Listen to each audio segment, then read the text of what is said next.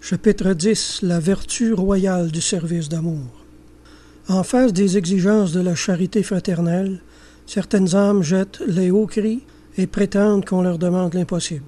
Aimer, pardonner, oublier les torts reçus, à les entendre, elles en sont décidément incapables. Et pourtant, parmi elles, il s'en trouve qui placent très haut leur idéal d'amour divin.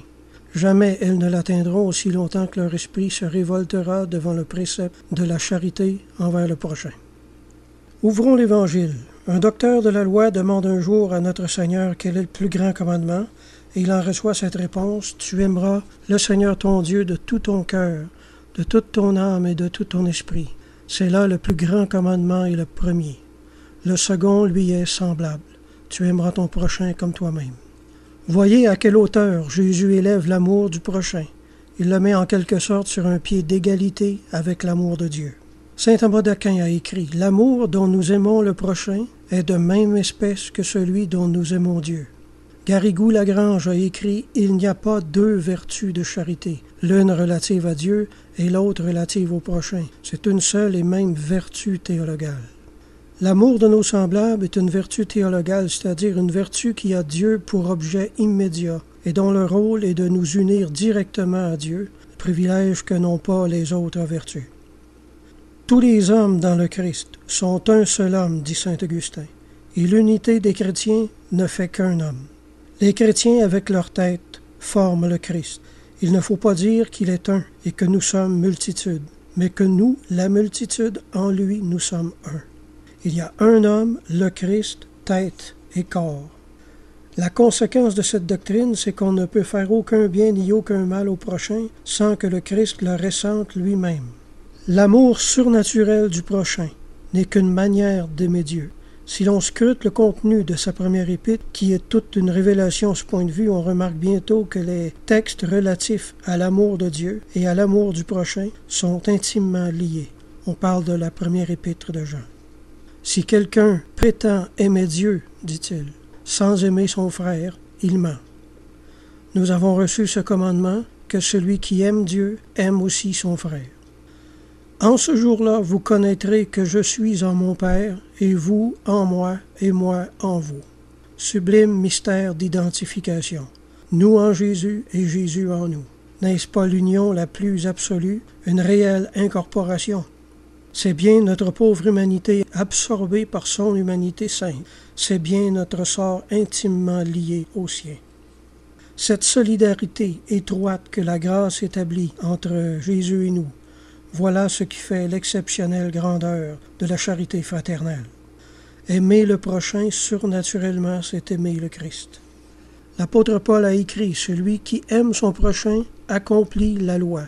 En d'autres mots, il accomplit toutes les exigences de Dieu. Les saints qui sont de grands clairvoyants n'ont pas manqué de saisir la profondeur de cette doctrine. Autant ils ont aimé Dieu, autant ils ont pratiqué la charité envers le prochain.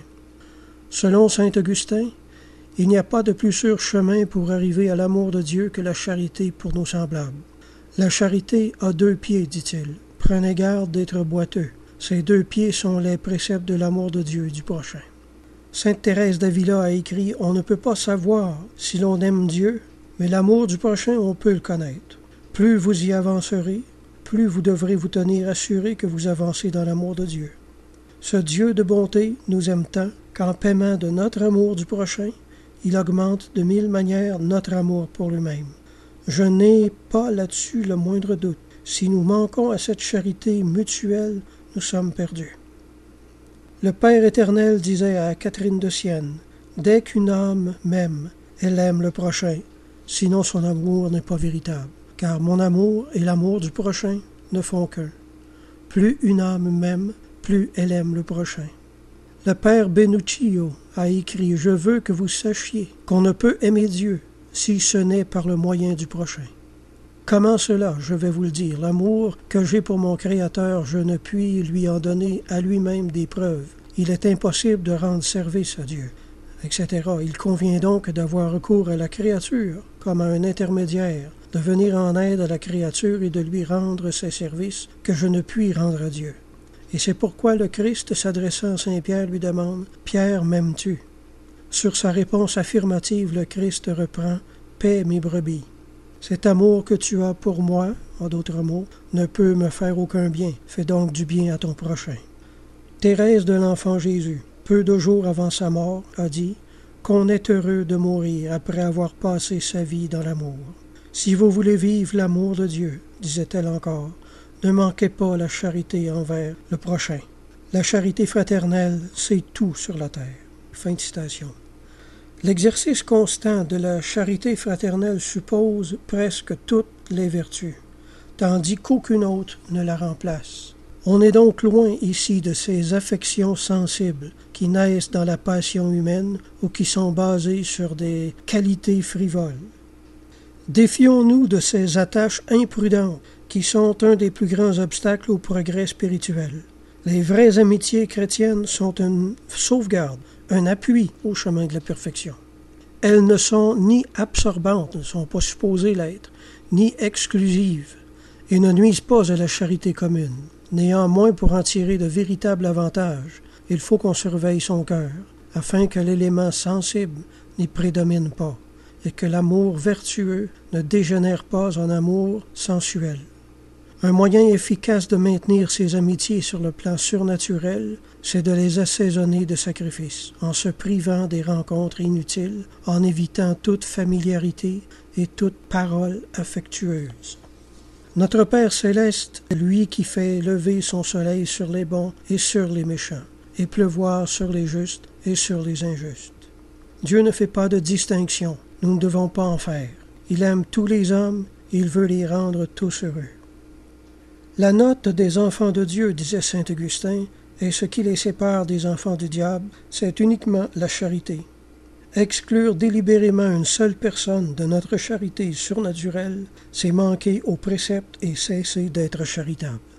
L'amour que nous devons au prochain n'est pas un mouvement de la sensibilité, ni un émoi du cœur, mais une disposition de la volonté. Il dépend donc de nous d'aimer nos semblables comme le veut notre Seigneur. Ce bon maître nous a singulièrement facilité la pratique de cette vertu en la faisant reposer non sur des motifs humains mais surnaturels.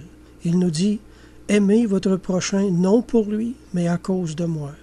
Aimez-le parce que je l'aime, parce que j'ai versé mon sang afin de sauver son âme et de le rendre co-héritier de mon royaume. » Ah, combien l'exercice de la charité nous serait doux et méritoire si nous regardions toujours le prochain à la clarté de l'amour que Jésus lui porte. Habituons-nous à dire et à nous redire souvent, en regardant le prochain, « C'est un frère pour lequel Jésus-Christ est mort. » Ce motif assurera à notre charité sa valeur surnaturelle et les récompenses qui lui sont promises. Il y aurait beaucoup à dire de nos manquements à la charité, car la simple liste des fautes contre la charité est passablement longue. Jugement téméraire, calomnie, médisance, jalousie, dénigrement, soupçons non fondés, accusations injustes, interprétations malveillantes, demi-mots perfides, sous-entendus, réticences nuisibles, haine, rancune, discorde, rapports faux, exagérés ou indiscrets, injures, mépris, moqueries blessantes, vengeance, etc., etc. Nous n'avons pas lieu d'être fiers d'une telle profusion de mots pour désigner nos manquements à la plus importante des vérités chrétiennes et de sa vertu. Les péchés de la langue y tiennent une large place. Ils sont le fait non seulement de consciences vulgaires qui ne font pas profession de vertu, mais aussi d'âmes pieuses qui ne combattent pas assez leur tentation de jalousie, de rancune. Saint Bernard a écrit « Cette langue qui s'attaque au prochain est plus cruelle que la lance qui transperça le côté de notre Seigneur. Elle aussi, elle blesse le corps du Christ, un de ses membres. Elle le blesse. Elle est plus malfaisante que les épines mises sur la tête de Jésus, plus que les clous enfoncés dans ses mains et dans ses pieds par la méchanceté. » Dans les écrits de la mère Louise Marguerite Claret, a été suscité pour une mission spéciale en vue de la sanctification du clergé. On lit ce qui suit. Notre Seigneur ne veut pas que rien dans ce qui sera écrit ou dit puisse jeter des ombres sur ses consacrés, ses bénis. Il veut, notre divin Jésus, comporte dans cette œuvre de la sanctification du prêtre d'infinies délicatesses. Jésus n'aime pas que sous prétexte de redresser certains torts, de corriger certains défauts, on parle sans respect ni délicatesse, et qu'on livre au monde les défaillances de ceux qui doivent être le sel de la terre et la lumière des intelligences. Ce qui est dit du prêtre s'applique également aux pasteurs d'églises, de petites églises évangéliques. Tout dirigeant doit faire l'objet de miséricorde en la réprimande. Et nous disons cependant, c'est si peu de choses qu'une parole. Je l'avoue, une parole est chose bien légère, elle vole rapidement, mais quelle blessure elle fait. Aussi viole-t-elle facilement la charité. Les actes positifs de charité sont le meilleur remède à toutes les fautes contre cette vertu. Il en est de l'amour du prochain comme de l'amour de Dieu. Tant qu'on reste dans le négatif, on est en danger immédiat de déchoir. Vouloir simplement éviter de faire tort à ses semblables, c'est une chimère. On ne peut pas y arriver. Pour y parvenir, il faut dépasser cette limite en s'efforçant de leur faire du bien. Voulez-vous ne jamais parler en mal de personne? Habituez-vous à dire du bien de tout le monde. L'amour donne, c'est sa loi. Que donner au prochain? Voilà la question pratique. Lorsqu'on se rappelle la parole de notre Seigneur, « Aimez-vous comme je vous ai aimé », tout de suite on pense, « Il nous a aimés, lui, jusqu'à mourir pour nous. » Et l'on rêve de donner sa propre vie pour nos frères, nous aussi, si un jour elle nous est réclamée. Certes, ce sentiment est noble, mais trop souvent illusoire. Le prochain n'a pas besoin du sacrifice de notre vie pour être heureux, mais il a toujours besoin de notre charité, de notre indulgence, de nos bons offices. Quelques-uns des dons que nous pouvons lui offrir sans qu'il nous en coûte la vie. D'abord, l'aumône matérielle à ceux qui sont pauvres. L'aumône couvre la multitude des péchés. Faites l'aumône de votre superflu et tout sera purifié pour vous. Ce sont tous des textes de l'Évangile. En Acte 10:4, un ange a dit à Corneille, « Tes aumônes sont montées devant Dieu, et il s'en est souvenu. » Faire l'aumône est le grand moyen de salut accordé aux riches. Le devoir de l'aumône ne regarde pas seulement les capitalistes et les rentiers. C'est une obligation pour tous. Vous vous excusez de ne pouvoir faire la charité sous prétexte que vos revenus sont minces, votre salaire insuffisant. C'est peut-être vrai, mais combien dépensez-vous pour vos amusements, vos gourmandises et vos vanités? Il faudrait au moins donner une somme égale en aumône. Si vous avez peu, donnez peu, mais donnez de bon cœur. Le temps est parfois ce qu'on a de plus précieux. Il faut savoir le donner à qui le demande, le laisser prendre à qui en a besoin. Je dirais il faut savoir perdre en apparence beaucoup de temps au bénéfice des autres si l'on veut être charitable à fond. C'est parfois coûteux, on a ses occupations, ses soucis, ses fatigues.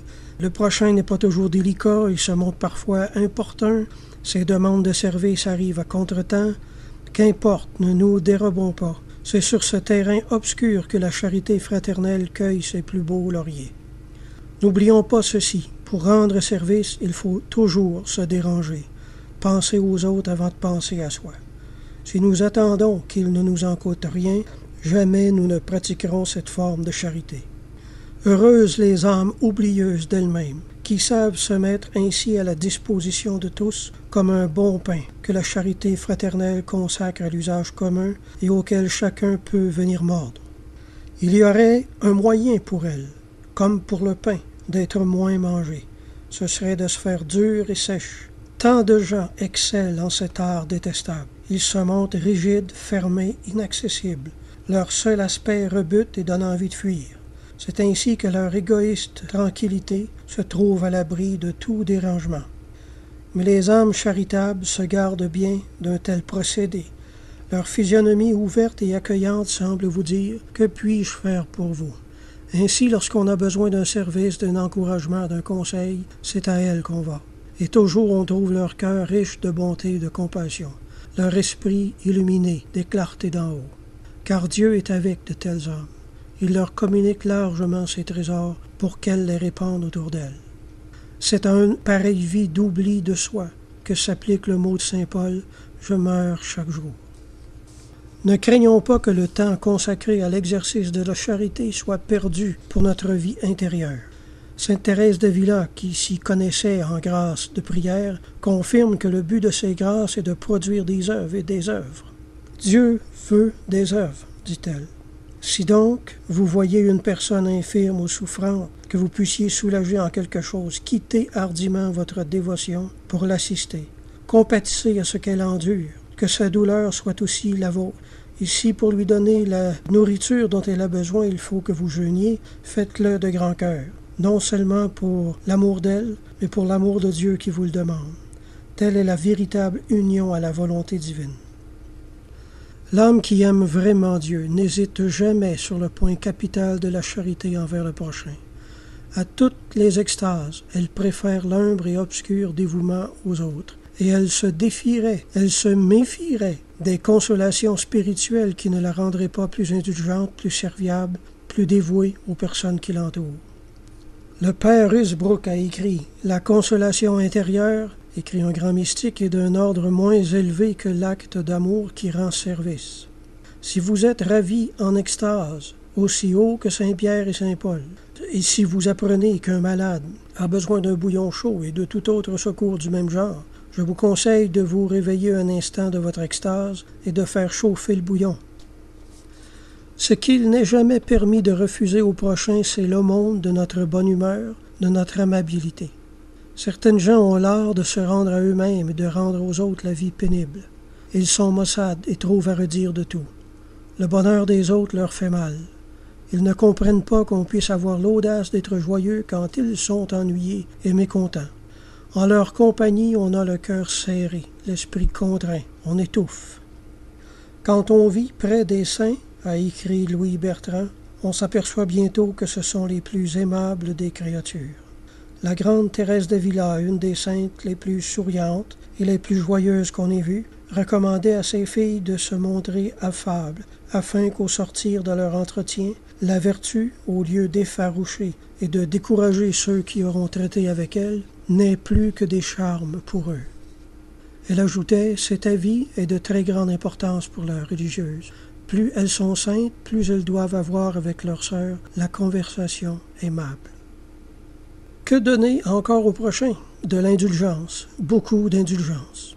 Les hommes sont en général meilleurs qu'ils ne paraissent, mais on ne le découvre qu'à la condition de les regarder sans prévention, avec des yeux clairvoyants.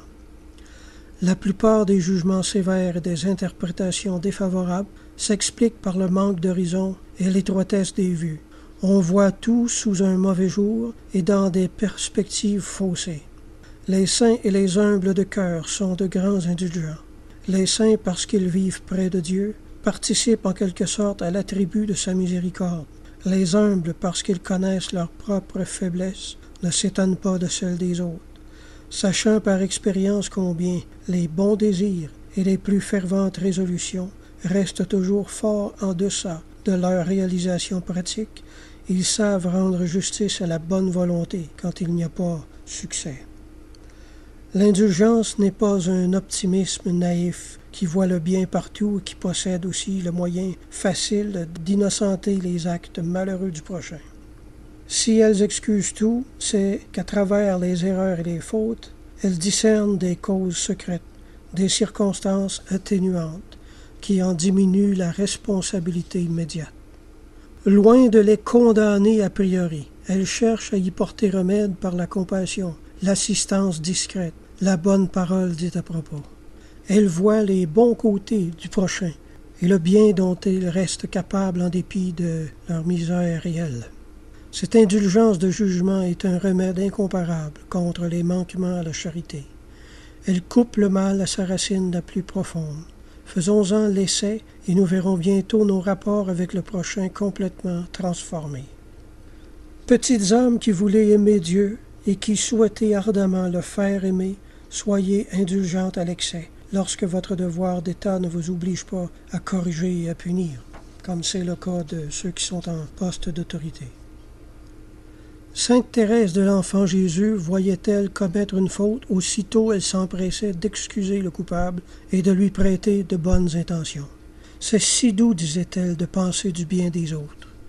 Quand nous aurons ainsi adouci notre cœur d'avance par l'habitude des pensées charitables, il nous sera facile d'accorder aux prochains les pardons généreux dont ils ont besoin. Après leur avoir donné notre argent, notre temps, nos dévouements, notre bonne humeur et notre indulgence, il nous restera encore à lui donner des pardons. La loi du pardon est essentielle au salut. On dit souvent « je pardonne, mais je n'oublie pas ».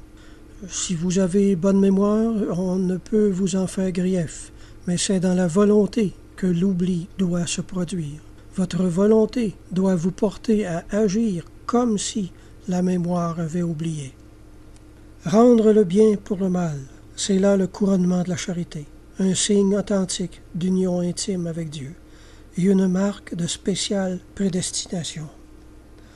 Quand Dieu a sur une âme des desseins particuliers de sanctification et d'apostolat, il lui fournit des occasions de pratiquer jusqu'à ce degré la charité fraternelle, en lui accordant l'insigne honneur d'être en but, comme son divin Fils, à des persécutions ouvertes, aux sournoises, à des préventions injustes, à des malveillances déclarées.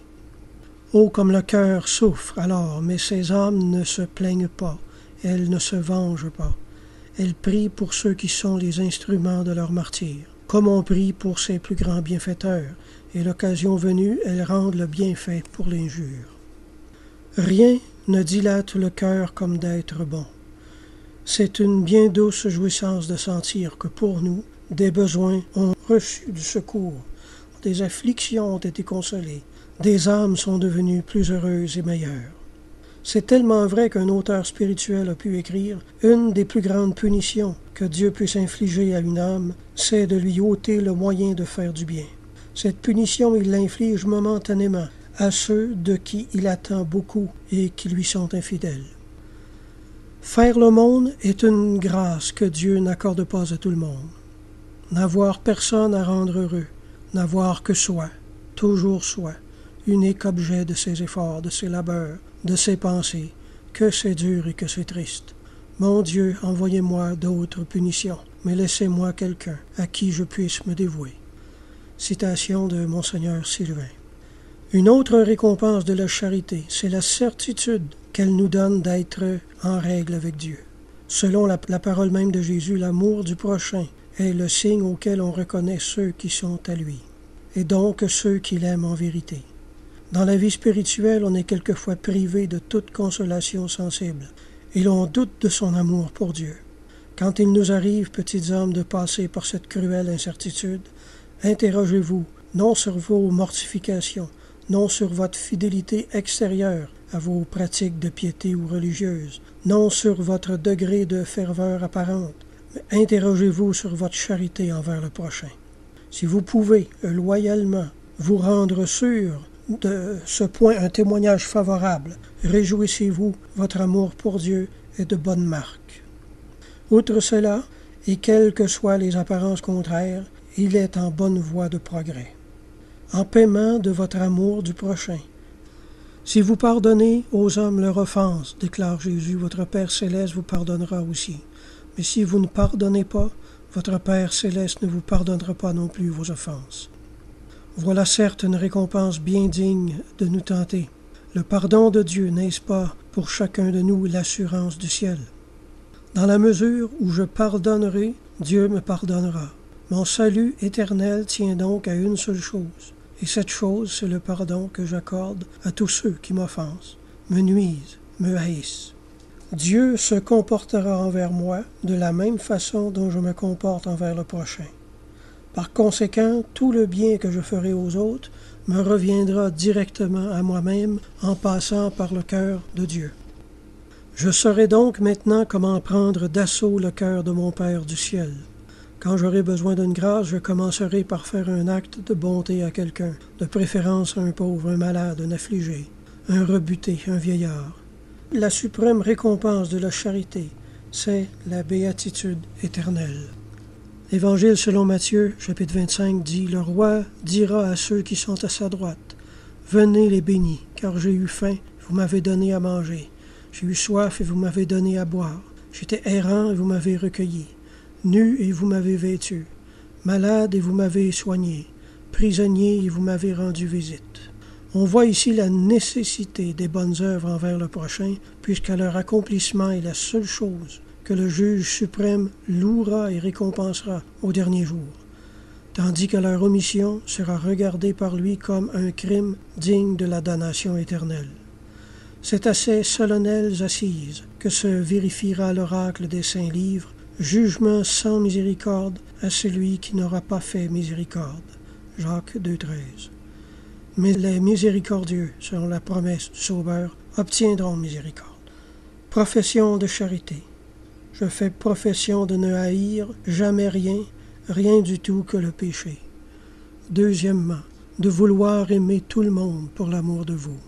Troisièmement, de ne penser, ni dire, ni faire mal à personne, mais de bien penser, bien dire, bien juger, bien faire à tout le monde, d'excuser et de supporter les défauts d'autrui, d'expliquer tout en la meilleure part. Quatrièmement, je fais la profession d'avoir compassion des misères corporelles et spirituelles de mon prochain et de me comporter envers un chacun avec toutes sortes de douceur, bénignité et charité. Saint Jean-Eudes a dit « Ô charité éternelle, je me donne à vous. Anéantissez en moi tout ce qui vous est contraire, et établissez votre règne dans mon cœur et dans tous les cœurs des chrétiens. » Amen.